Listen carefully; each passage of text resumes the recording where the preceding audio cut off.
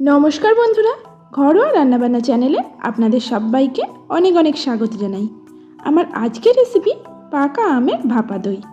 এই প্রচণ্ড গরমে ঠান্ডা ঠান্ডা ভাপা দই একবার খেলে আপনার মন প্রাণ জুড়িয়ে দেবে।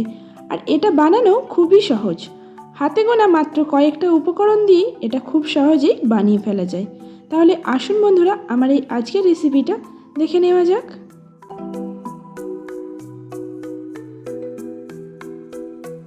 প্রথমেই আমি টক দইয়ে জলটা ঝরিয়ে নেব। তার জন্য একটা ছাঁকনির মধ্যে পরিষ্কার সুতির কাপড় পেতে দিলাম। তারপর এখন এখানে আমি 400 গ্রাম টক দই দিয়ে দিচ্ছি। তারপর কাপড়টাকে খুব ভালো করে এইভাবে চেপে চেপে এর মধ্যে যে এক্সট্রা জলটা থাকে সেটা প্রথমে একটু বার করে নিচ্ছি। এবার দইটাকে খুব ভালো করে ঢাকা দিয়ে এর মধ্যে এইভাবে ভারী কোনো জিনিস চাপিয়ে 30 মিনিটের জন্য রেখে দেব। এতে খুব সহজেই দই থেকে জলটা আলাদা হয়ে যাবে। এখন আমি এখানে ভাপা দইটা বানানোর জন্য একটা বড় সাইজের পাকা আম নিয়েছি। 400 গ্রাম দইয়ের জন্য এই একটা আমের পাল্পই যথেষ্ট। এরপর আমগুলোকে এইভাবে ছোট ছোট করে কেটে একটা মিক্সার জারের মধ্যে দিয়ে এর পাল্প তৈরি করে নেব।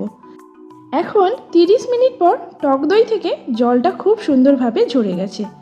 এরপর একটা হুইস্কারের সাহায্যে দইটাকে খুব ভালো করে ফেটিয়ে নিতে হবে। এইভাবে বেশ কিছুক্ষণ ধরে দইটা ফেটিয়ে নেওয়ার পর দেখবেন দইটা আস্তে আস্তে একটা ক্রিমের আকারে চলে আসছে আর খুব স্মুথ একটা টেক্সচার তৈরি হবে। এইভাবে যতক্ষণ না দইটা খুব সুন্দরভাবে স্মুথ হচ্ছে ততক্ষণ একটু সময় নিয়ে ফেটিয়ে নেবেন। তারপর এখানে দিয়ে দিলাম 1 কাপ গুঁড়ো করে রাখা চিনি আর হাফ কাপ গুঁড়ো দুধ। আর ফ্লেভারের জন্য সামান্য এলাচ গুঁড়ো দিয়েছি। আর দিয়েছি হাফ কাপ গরম দুধে কয়েকটা কেশর দানা ভিজিয়ে রেখেছিলাম, সেই দুধটা এখানে দিয়ে দিলাম। আর আমরা যে আমের পাল্পটা তৈরি করেছিলাম সেই পাল্পটাও দিয়ে দেব। এবার সমস্ত কিছু খুব ভালো করে মিশিয়ে নিতে হবে। তবে বন্ধুরা, আপনারা যদি এখানে চান কনডেন্স মিল্কও ব্যবহার করতে পারেন, সেক্ষেত্রে গুঁড়ো দুধটা দেওয়ার কোনো প্রয়োজন হবে না। আমি এখানে কালারের জন্য সামান্য স্যাফরন কালারটা ব্যবহার করলাম। এটা একদম অপশনাল, এতে রঙটা খুব সুন্দর আসবে, তাই এটা ব্যবহার করলাম। তবে হাতের কাছে যদি না থাকে এটা স্কিপও করতে পারেন।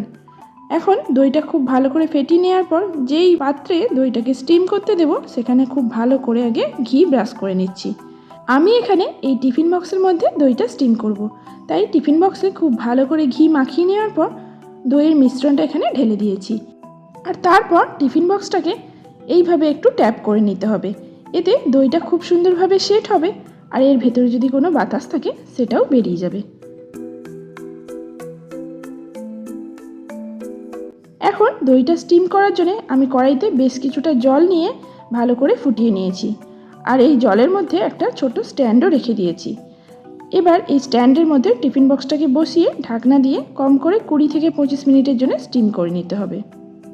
এখন 20-25 মিনিটের পর আমি এটাকে আরও বেশ কিছু সময় ধরে ঠান্ডা করে নিয়েছি। তারপর এটা রুম টেম্পারেচারে আসার পর ফ্রিজে কিছু সময়ের জন্য ঠান্ডা করে নিতে হবে। আমি এখানে এই ভাপা দইটাকে ফ্রিজে 3 থেকে 4 ঘন্টার জন্য ঠান্ডা করে নিয়েছি। এবার এটাকে ডিমোল্ড করে নেব। তার জন্য একটা ছুরি নিয়ে এর সাইডের অংশটা এইভাবে একটু ছাড়িয়ে নিচ্ছি। আর তারপর এর ওপরে একটা বড় প্লেট দিয়ে এইভাবে উল্টে একটু ওপর থেকে চাপ দিলেই দেখবেন খুব সহজেই টিফিন বক্স থেকে ভাপা দইটা আলাদা হয়ে আসবে।